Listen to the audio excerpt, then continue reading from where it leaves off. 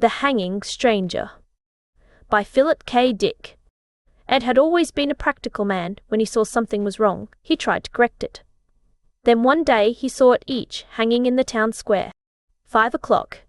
Ed Loyce washed up, tossed on his hat and coat, got his car out, and headed across town toward his TV sales store.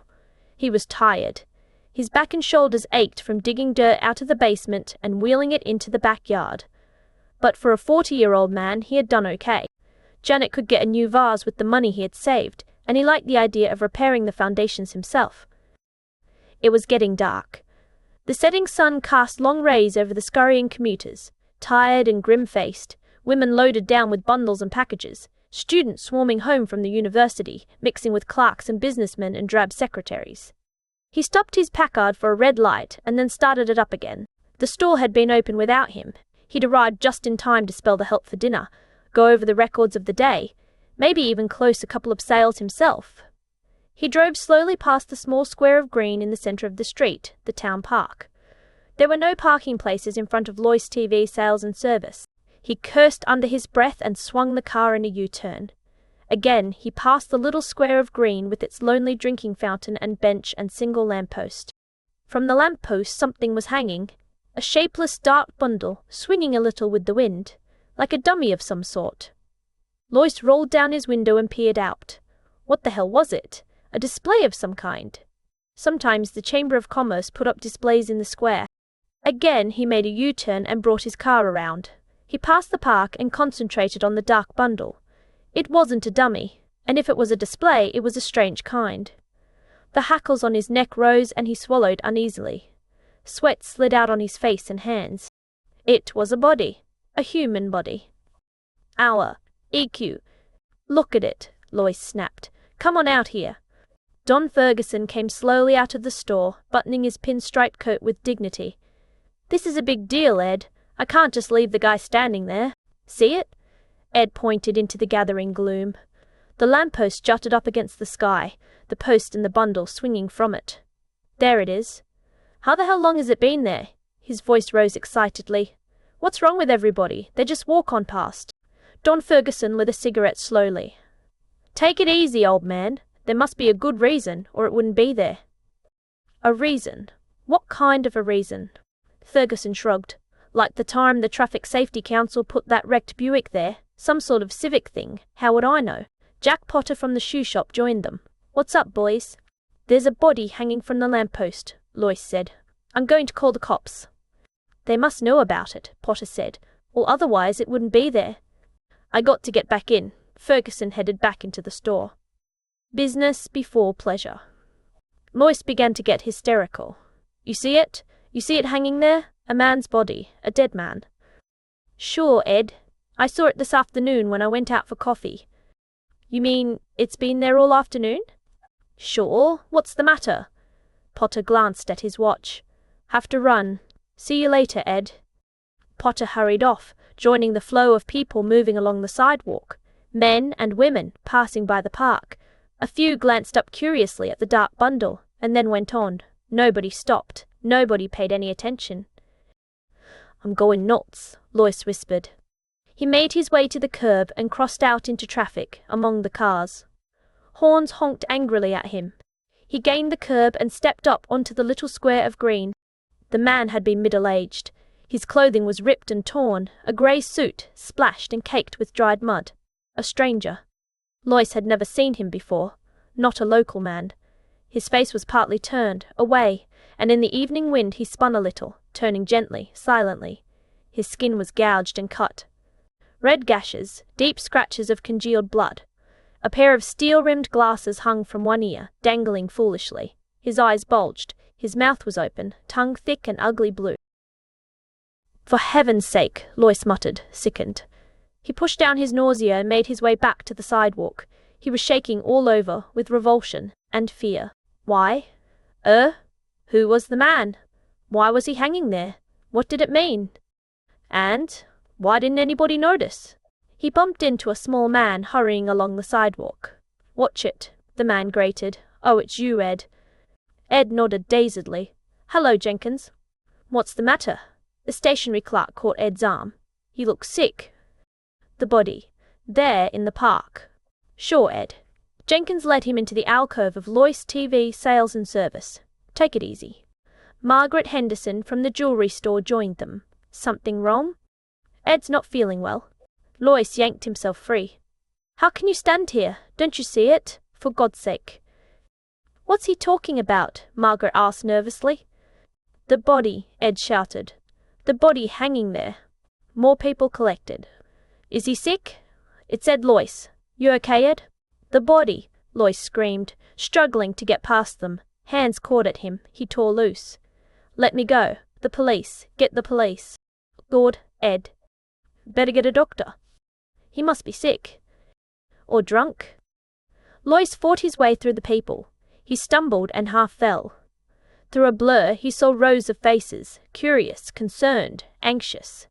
Men and women halting to see what the disturbance was. He fought past them toward his store. He could see Ferguson inside talking to a man, showing him an Emerson TV set. Pete Foley in the back at the service counter, setting up a new Philco. Lois shouted at them frantically. His voice was lost in the roar of traffic and the murmur around him. Do something, he screamed. Don't stand there. Do something. Something's wrong. Something's happened. Things are going on. The crowd melted respectfully for the two heavy-set cops moving efficiently toward Lois. Animals. Name? The cop with the notebook murmured. Lois. He mopped his forehead wearily. Edward C. Lois. Listen to me. Back there. Address? The cop demanded. The police car moved swiftly through traffic, shooting among the cars and buses. Lois sagged against the seat, exhausted and confused. He took a deep, shuddering breath. 1368 Hurst Road. That's here in Pikeville. That's right. Lois pulled himself up with a violent effort. Listen to me. Back there, in the square, hanging from the lamppost. Where were you today? The cop behind the wheel demanded. Where? Lois echoed. You weren't in your shop, were you? No. He shook his head. No, I was home, down in the basement. In the basement? Digging. A new foundation. Getting out the dirt to pour a cement frame. Why? What has that to do with? Was anybody else down there with you? No. My wife was downtown. My kids were at school. Lois looked from one heavy-set cop to the other. Hope flicked across his face. Wild hope. You mean because I was down there I missed? The explanation? I didn't get in on it, like everybody else? After a pause, the cop with the notebook said, That's right, you missed the explanation. Then it's official? The body? It's supposed to be hanging there? It's supposed to be hanging there, for everybody to see. Ed Lois grinned weakly. Good Lord. I guess I sort of went off the deep end. I thought maybe something had happened. You know, something like the Ku Klux Klan. Some kind of violence. Communists or fascists taking over. He wiped his face with his breast pocket handkerchief, his hands shaking. I'm glad to know it's on the level. It's on the level. The police car was getting near the Hall of Justice. The sun had set. The streets were gloomy and dark. The lights had not yet come on. I feel better, Lois said. I was pretty excited there for a minute. I guess I got all stirred up. Now that I understand, there's no need to take me in, is there? The two cops said nothing. I should be back at my store. The boys haven't had dinner. I'm all right now. No more trouble. Is there any need of... This won't take long. The cop behind the wheel interrupted.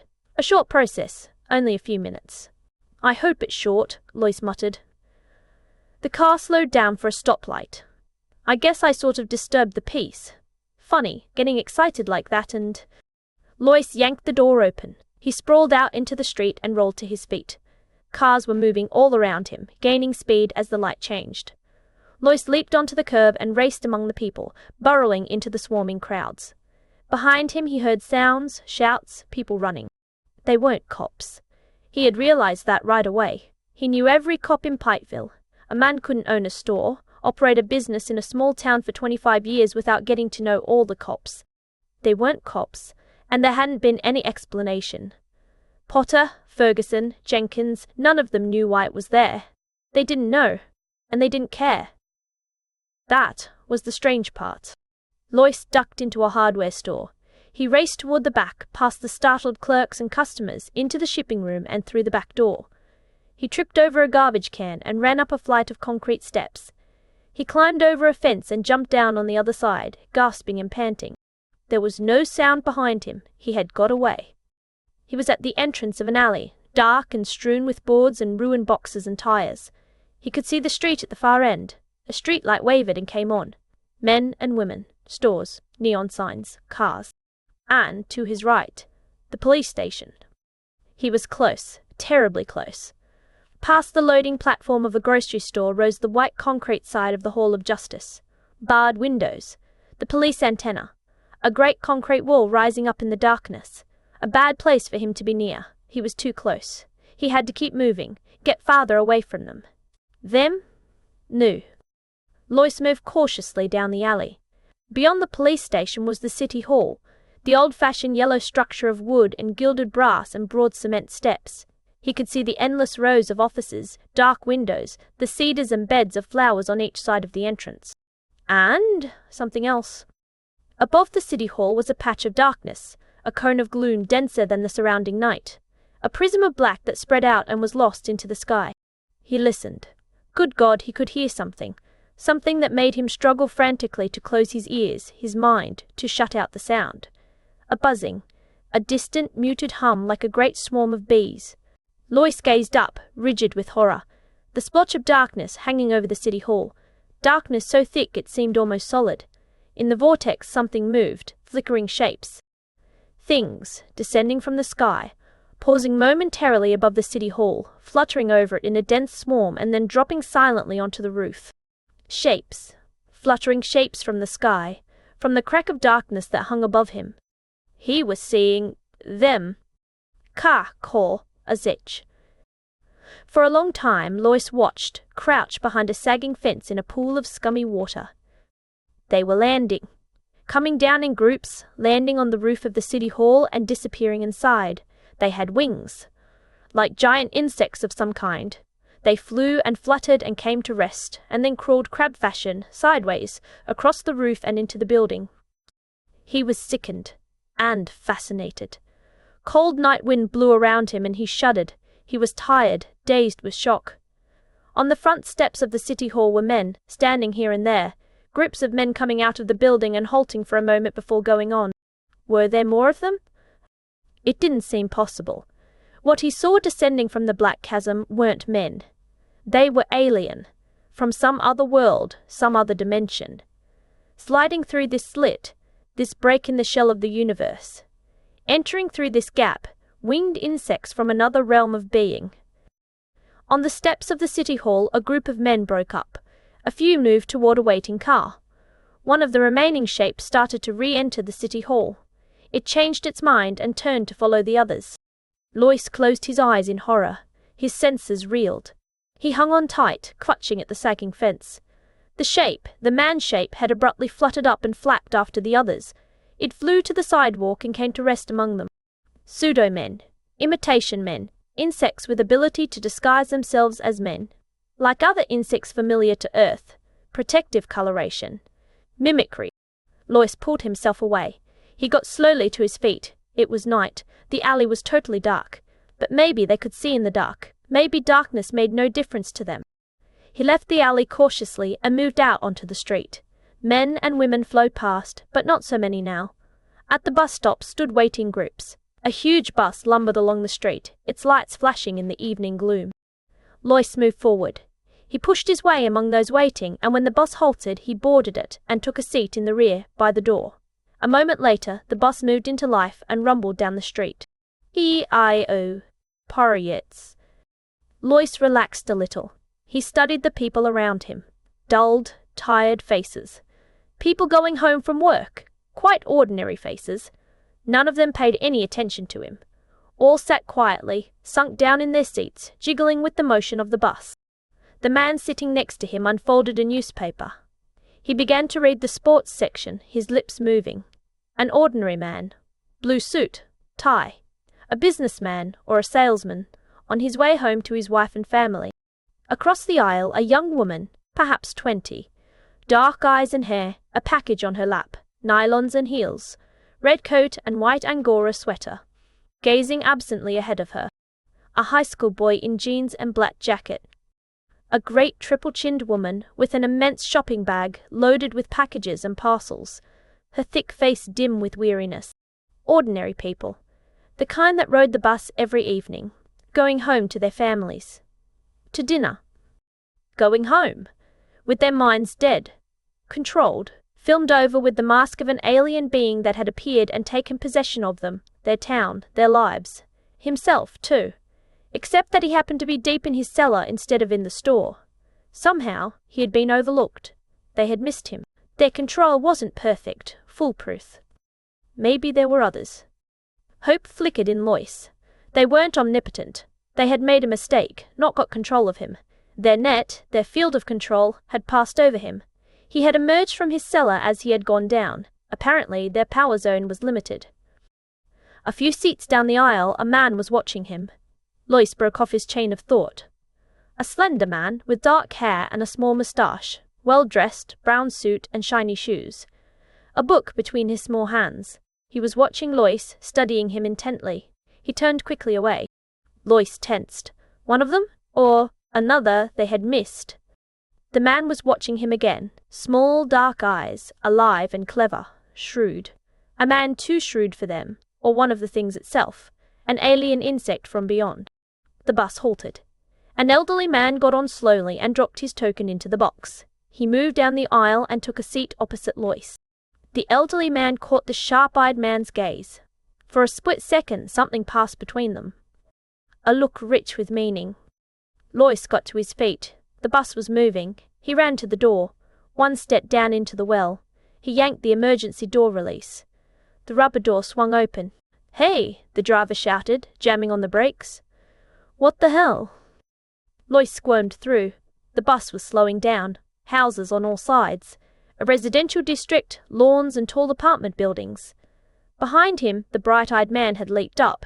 The elderly man was also on his feet. They were coming after him. Lois leaped. He hit the pavement with terrific force and rolled against the curb. Pain lapped over him. Pain and a vast tide of blackness. Desperately, he fought it off. He struggled to his knees and then slid down again. The bus had stopped. People were getting off. Lois groped around. His fingers closed over something. A rock, lying in the gutter. He crawled to his feet, grunting with pain. A shape loomed before him. A man, the bright-eyed man with the book. Lois kicked. The man gasped and fell. Lois brought the rock down. The man screamed and tried to roll away. "Stop! For God's sake, listen!" He struck again. A hideous crunching sound. The man's voice cut off and dissolved in a bubbling wail. Lois scrambled up and back. The others were there, now, all around him. He ran, awkwardly, down the sidewalk, up a driveway. None of them followed him. They had stopped and were bending over the inert body of the man with the book, the bright-eyed man who had come after him. Had he made a mistake? But it was too late to worry about that. He had to get out, away from them. Out of Pikeville, beyond the crack of darkness, the rent between their world and his. Ers. Ed. Janet Lois backed away nervously. "What is it? What?" Ed Lois slammed the door behind him and came into the living room. "Pull down the shades, quick." Janet moved toward the window. "But—" "Do as I say. Who else is here besides you?" "Nobody. Just the twins.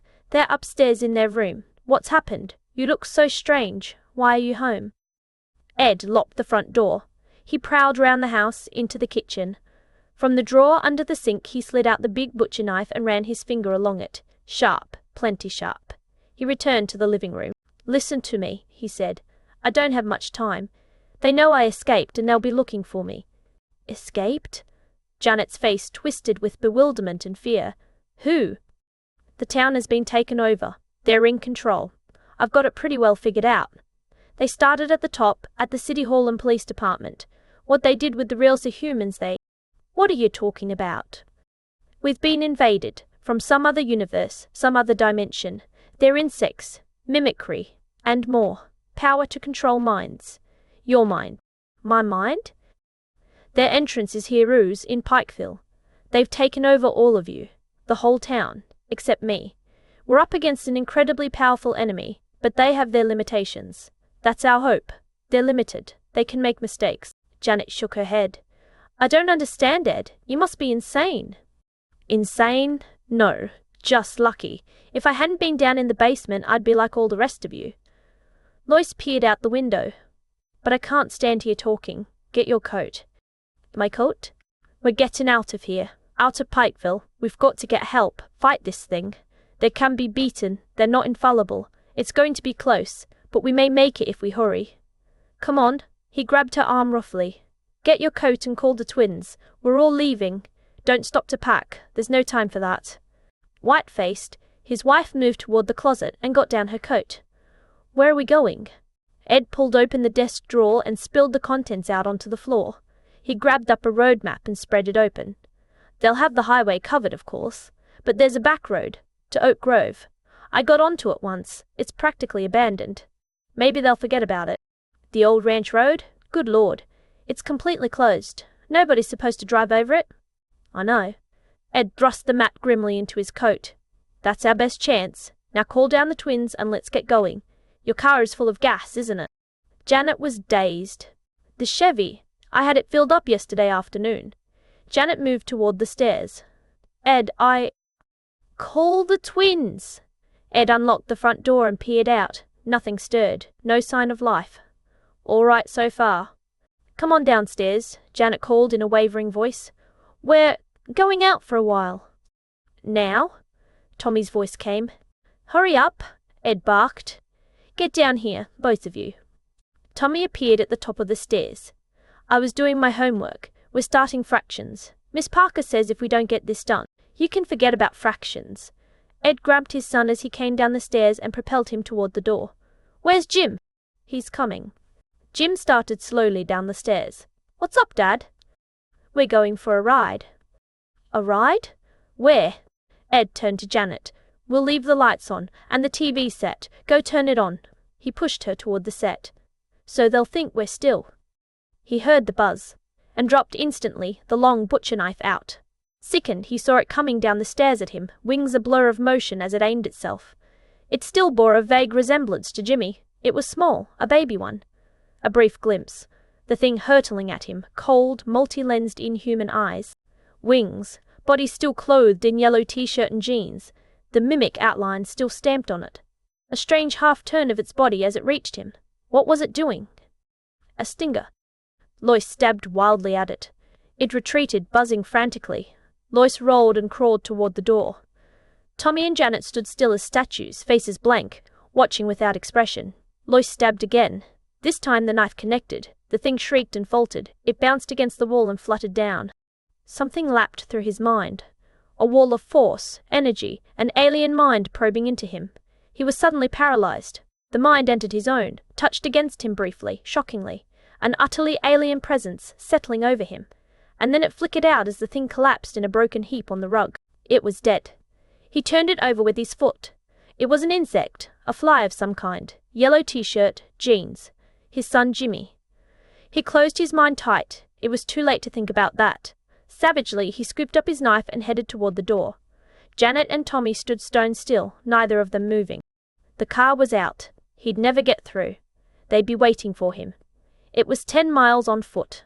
10 long miles over rough ground, gullies and open fields and hills of uncut forest.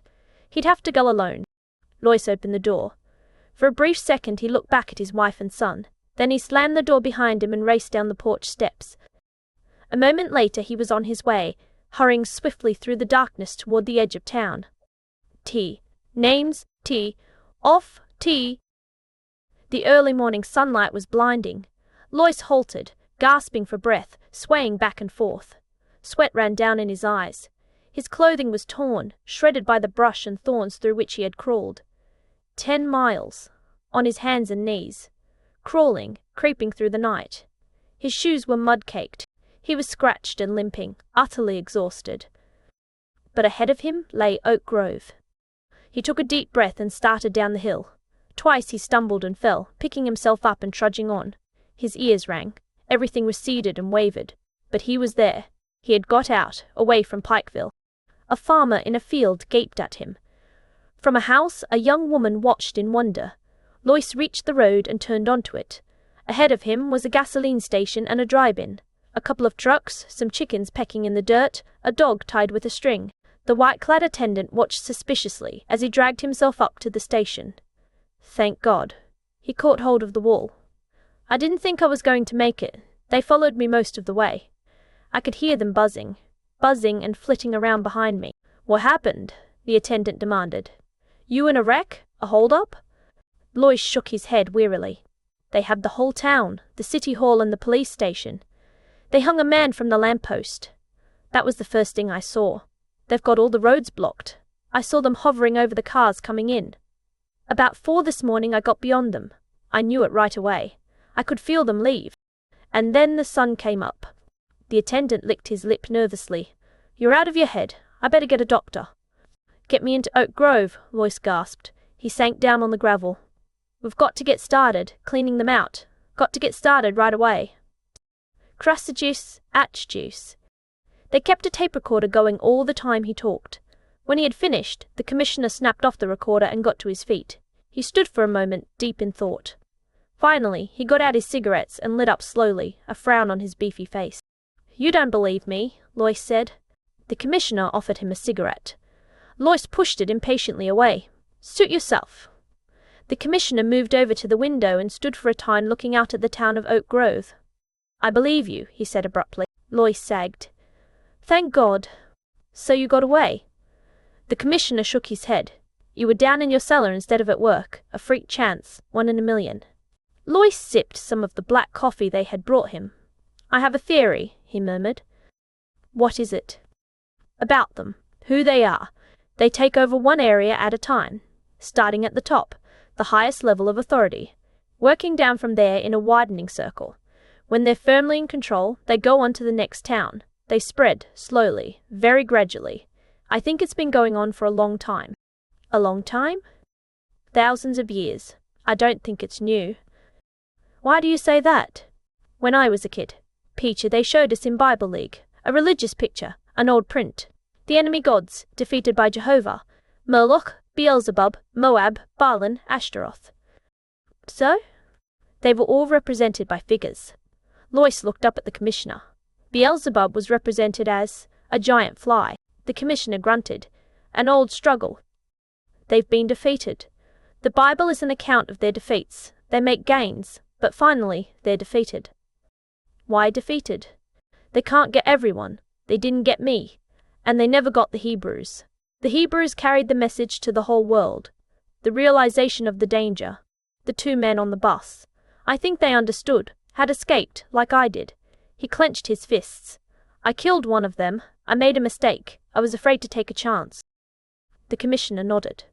Yes, they undoubtedly had escaped, as you did. Freak accidents. But the rest of the town was firmly in control. He turned from the window. Well, Mr. Lois, you seem to have figured everything out. Not everything. The hanging man. The dead man hanging from the lamppost. I don't understand that. Why? Why did they deliberately hang him there? That would seem simple. The commissioner smiled faintly. Bait. Lois stiffened. His heart stopped beating. Bite? What do you mean? To draw you out. Make you declare yourself. So they'd know who was under control and who had escaped. Lois recoiled with horror. Then they expected failures. They anticipated. He broke off. They were ready with the trap. And you showed yourself. You reacted. You made yourself known. The commissioner abruptly moved toward the door. Come along, Lois. There's a lot to do. We must get moving. There's no time to waste. Lois started slowly to his feet, numbed. And the man? Who was the man? Who was the man? I never saw him before. He wasn't a local man. He was a stranger. All muddy and dirty, his face cut, slashed. There was a strange look on the commissioner's face as he answered. Maybe, he said softly. You'll understand that too. Come along with me, Mr. Lois. He held the door open, his eyes gleaming. Lois caught a glimpse of the street in front of the police station. Policemen, a platform of some sort, a telephone pole, and a rope. Right this way, the commissioner said, smiling coldly. It's Sue. As the sun set, the vice president of the Oak Grove Merchants Bank came up out of the vault, threw the heavy time locks, put on his hat and coat, and hurried outside onto the sidewalk. Only a few people were there, hurrying home to dinner. Good night, the guard said, locking the door after him. Good night, Clarence Mason murmured. He started along the street toward his car. He was tired. He had been working all day down in the vault, examining the layout of the safety deposit boxes to see if there was room for another tier. He was glad to be finished. At the corner he halted. The street lights had not yet come on. The street was dim. Everything was vague. He looked around and froze. From the telephone pole in front of the police station, something large and shapeless hung. It moved a little with the wind. What the hell was it? Mason approached it warily. He wanted to get home. He was tired and hungry. He thought of his wife, his kids, a hot meal on the dinner table. But there was something about the dark bundle, something ominous and ugly. The light was bad, he couldn't tell what it was. Yet it drew him on, made him move closer for a better look. The shapeless thing made him uneasy. He was frightened by it. Frightened and fascinated. And the strange part was that nobody else seemed to notice it. Thanks for listening to The Hanging Stranger by Philip K. Dick.